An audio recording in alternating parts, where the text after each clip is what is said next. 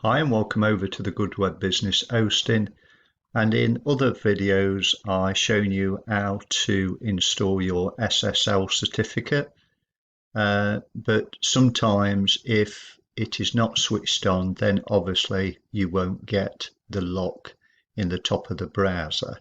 Now in the other video, like I say, I showed you how to install it, but I'll just go over that quickly so you've got both ways just in one video. So first of all, just go over to your domains and you want SSL certificate. And then, like I say, when you're in your account, you'll see your domain here, and then you add your certificate here. Like I say, I've done a video on that, so I suggest that you go and look at that video. But then also, when you've built your website, so I've got a quick example of the yoga website here.